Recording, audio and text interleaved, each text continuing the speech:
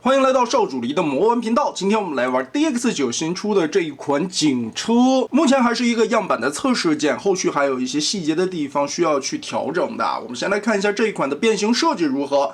首先，人形高度在17公分左右。其實這一款的身高會比 MP 的警車稍微的大出來一點點，但這一次 DX9 的新設計主要是做了縮胸的機構，而且胸口的這一塊包裹的還是很圓潤的。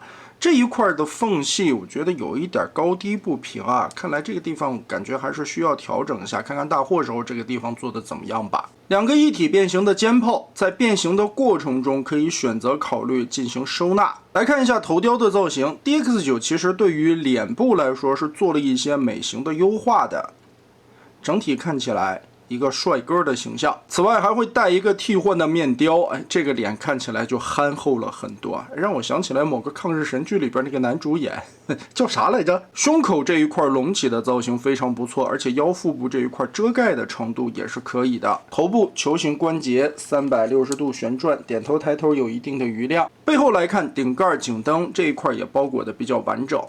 翅膀這裡可以來回的折疊，調整角度，肩膀平舉90度沒有問題。第二段關節在腋下這裡還有一個向上的餘量，可以折個120-130度的樣子啊。360度旋轉，二頭肌根部可以旋轉，手肘曲臂90度，手腕這裡不能左右旋轉，但是有一個前後的單獨活動軸，四指連在一起的可动手，大拇指獨立的活動，腰部360度旋轉。而且做了獨立的彎腰關節，彎腰的幅度非常大，但是太大了的話，後邊這裡就會出現脫肉了。胯部前踢90度可以抬平，後踢的話大概在30-40度，側抬大概有70-80度。膝蓋位置有兩段關節不會脫肉，抬起的幅度也是非常大的。接地關節坐在了內側。整只腳拉下來的接地方式，大腿根部左右旋轉，但是這一款有一點我覺得應該再修改一下，腿部在變形的過程中，它這裡是一個伸縮的滑道，我這個樣板這一條腿會顯得有一些鬆，就是你在站立的時候啊，很容易就這樣滑進去了。它這個地方沒有設計鎖扣，其實應該在裡邊增加一個葫蘆鎖或者說是凸點鎖，拉到底有一個咯噔一下把它定住的感覺，就不容易回落了。现在這一塊會顯得鬆一些啊！如果能在這裡邊做一個鎖銷的結構，拉出來以後用扣子鎖定住，不讓它動的話，定死了，這個感覺會更好啊！倒是看了一下，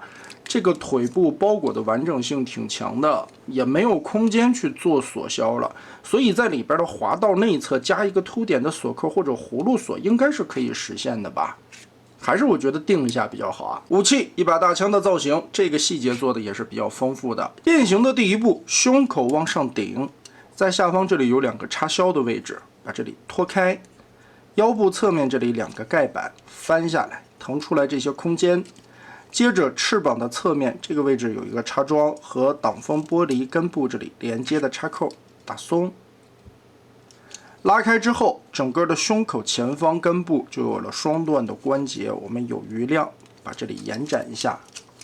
同時，脖子下方的這塊蓋板和兩邊的鎖扣就脫開了干涉的位置，把它抬起來。整個背包拉開，第一段關節折疊收納放進去，然後這一段關節我們往下拉。注意看根部側面這裡有一個滑槽的軸，我們推動一下。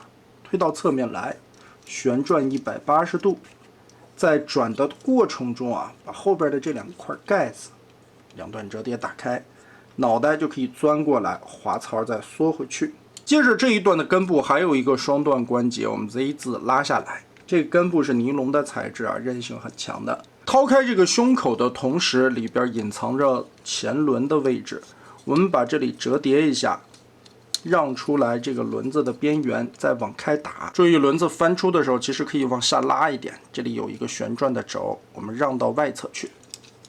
好，現在肚子已經張開了，裡邊有兩塊面板，左右雙關節，我們把它延展開。根部的這些零件全部都是尼龍的材質。讓開肩膀的位置，把两個小背炮双段關節折疊。收到裡面去，這個也是你在變人形的過程中，如果说背泡不想露出的话，就可以在这个时候把它叠放进去。我们就可以调整一下这里的双段关节，让车保险杠的这块对齐，根部的这一段轴90度折叠放起来。胳膊收纳的时候，相对来说有一个严谨的操作空间。首先，这根肩炮我们把它张开，顺着腰部后面的洞钻过去。手臂变形的时候，把这一块的4指折起来。往下折叠，然后把这个大拇指翘到这一侧缝隙里边。手臂收纳，把它抬起来更多的空间，打开下方的盖子，然后把整个的大臂收到小臂的里面去。这边有缺口，轴固定盖上。接着顺着这里边的双段关节往里翻，边翻边转，把这一段的双段关节从根部压平，调正，整个都放过来。变形到位是什么？2个肘关节冲前，然后大拇指跟这样舉起來，2個手衝下，這樣才算變形到位。現在就可以把車頭這一塊的縫隙閉合起來，捏緊，側面的輪子雙關節折下來，和小臂上面的鎖扣進行定位。腿部的變形過程非常簡單，順着側面這裡拆開一段扣點。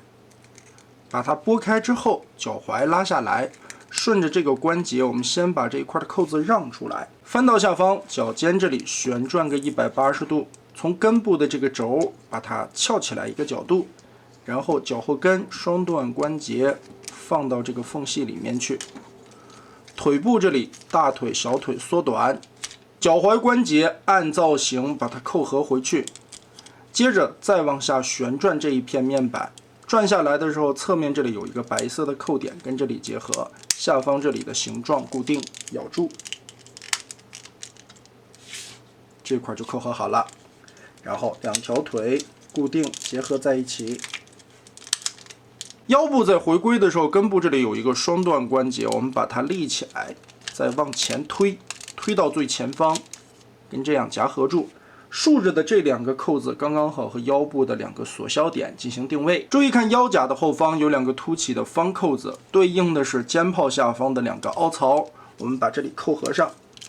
脖子這裡扣合的時候，夾起來的這一塊板件，注意雙腿中間這裡有一個凹洞，順着這裡把它插進去，這樣你的脖子才有更多的空間，把它往下壓。前方這裡扣合。後方這裡豎着的2個卡扣，把它鎖死。最後拉起車窗。其實這款警車也可以做成一個開車門的樣式進行展示啊，在裡邊還刻畫了門內部的一些開關細節以及扶手的位置。我們在關車門的時候拉回來，注意根部的一個滑道伸縮，把它推到前方，側面的大扣子跟進行安插。最後這輛警車密合完成的效果，整體的一個造型還原度方面做的還是不錯的，完整性很好。前方這裡的密合的分件線也不會特別的凌亂，尤其屁股這裡填的滿滿當當啊，整整齊齊的。它這一塊的分件線並不多。尾部的剎車燈和轉向燈是塗裝上去的，頂蓋這一塊全部都是透明的材質，包括它的警燈內容，橡膠的輪胎。金屬的輪毂，後門側面這裡的文字印刷和警車的 logo， 前方這裡進氣的位置也有一輪一輪的刻畫，大燈是透明零件壓進去的，前方的保險槓這裡有金屬漆的塗裝，底盤來看填補的也是比較規整的，在裝飾的小腿面板前方也壓了2塊透明零件上去啊，從輪毂鏤空的部分往裡邊看也有剎車咬盤的刻畫，如果變形到位的話，推車滾動還算是順暢。不過因為這裡邊是合金的軸啊，所以磨起來會有嘎吱的聲音。長度15公分左右。總體來說吧，這個變形過程是讓我有點意外的。當看到官圖的時候，有這個縮胸機構，我還在想這一款到底會設計的如何複雜。但是沒想到，在這麼簡單的幾步操作之下，2個形態兼顧的效果還是非常不錯的，也解決了當時 MP17大家很詬病的一個空腿的問題，以及胸口的一個縮窄，更加還原了動畫片裡邊的效果。手上的這一款還是樣板，這些漆面都是手塗上去的，所以有一些地方不同程度的出現了磨損的情況。一切還是以大貨為準吧，到時候看看出來以後的品質如何。那麼大家覺得這一次 DX9 的這款警車設計的怎麼樣呢？歡迎在評論和彈幕留下你的觀點。這一期咱們就玩到這兒吧。